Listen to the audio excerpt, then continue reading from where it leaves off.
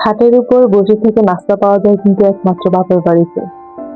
আমরা আমাদের মেয়েদের যখন বিয়ে হয়ে যায়, আসলে আমরা এই জিনিসটা যে কতটা মিস করি, তখন আসলে বাপের বাড়ির মর্মটা বোঝা যায় যে আমরা আসলে বাপের বাড়িতে কতটা সুখী ছিলাম।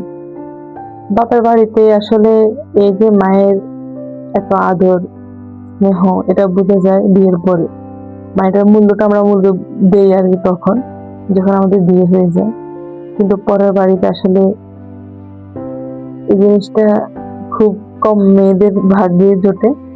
যেহেতু আমি বাপের বাড়িতে আছি, তো আমার মায়ে আজকে নাস্তাটা বানাইতেছিল। আজকে নাস্তা হচ্ছে সুজি আর হচ্ছে রুটি। আমার কাছে যদিও সুজি দিয়ে বেশি পরোটা খেতে বেশি মজা লাগে। আমার মা এই সুজিটাকে একটু ভালো করে ভেজে তারপরে দুধ দিয়ে রান্না করে। আসলে সুজি যদি তেলে রান্না করা হয় তাহলে কিন্তু সুজির টেস্টটা দ্বিগুণ হয়ে যায়, তখন কিন্তু বেশি খেতে ভালো লাগে। আর এখানে একটু বৃষ্টি তো হতে মানে থামাথামি নাই, বৃষ্টি একটু পর পরই বৃষ্টি হইতেছে, তারপরে আবার একটু রোদ উঠতেছে, এগুলো হইতেছে। এটা হচ্ছে আমাদের ঘরের পেছনে, এটা আমাদের একটা দাদুদের ঘর। তো আমি জানলা দিয়ে বেরিয়ে করতেছিলাম। এখানে যেহেতু আমরা মানুষ বেশি, তো অনেকগুলো রুটি বেলতে হয়। আর আমার মেয়ে এখানে একটা কাপের মধ্যে ও নাকি বলতেছে চা বানাইছে। এখানে একটু পানি আর কি যেন আটা নাকি মিশাইছে, দেখতে বুঝলাম আর কি। আর ইনি হচ্ছে আমাদের মিনি। ওনার জন্য একটা রুটি বানানো হয় প্রত্যেকদিন। এর আগে ভিডিও হয়তো বা বলছি, এই তালটা আমার আব্বু পাইছে। এর আগে দুটো তাল কিনে নিয়ে আসছিল, আজকে যা পাইছে। তো আমার মেয়েকে দিয়েছিলাম দাঁত ব্রাশ করার জন্য, ও তালের দাঁত ব্রাশ করাইতেছে। যাই হোক, এখানে আবার কিন্তু বৃষ্টিটা কিন্তু অনেকটাই বেড়ে গেছে। যদিও ক্যামেরাতে একটু কম বোঝা যায়, কিন্তু অনেক বেশি পরিমাণে বৃষ্টি হইতেছে। এই সবজিগুলো আমাদের গাছের। এখানে হচ্ছে চাল কুমড়া, দুটো বন্ধু, আর এই হচ্ছে চাল কুমড়া গাছের কথা। এভাবে কিন্তু যদি তরকারি রান্না করা হয়, অনেক ধরনের তরকারি একসাথে করে যদি রান্না করা হয়, তাহলে কিন্তু টেস্টটা অন্যরকম হয়। আপনারা যদি এভাবে ট্রাই না করেন তাহলে অবশ্যই কিন্তু ট্রাই করে দেখতে পারেন।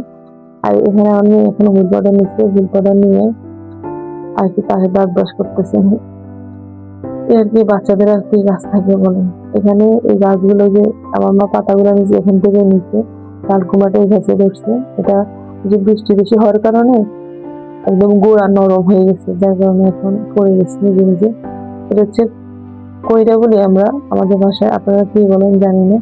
এখানে আবার একটা ফুল আছে, এই কইরা ফুলগুলো দিয়ে কিন্তু মাথায় মানে দিলে ঠাস করে একটা আওয়াজ হয়। এভাবে কে চেষ্টা করছেন ছোটবেলা থেকে, এভাবে খেয়েছেন অবশ্যই বলবেন। তো আমি আমার মেয়েকে দেখাইতেছিলাম এখানে। আর আকাশের অবস্থা আবার আবার একটু রোদ দেখা গেছিল যদি একটু, তাই আমি একটু বের হয়েছিলাম। দেখে আবার আগের মতো কালো হয়ে যেতেছে। আর আজকে আমি দ্বিতীয়বারের মতো পাটিসাপটা বানাইতেছি। পাটিসাপটা পিঠা, যে ক্ষীর পাটিসাপটা, যে কিন্তু ক্ষীর পাটিসাপটাটা খেতে কিন্তু খুবই মজা লাগে। কে কে খাইছেন অবশ্যই জানাবেন।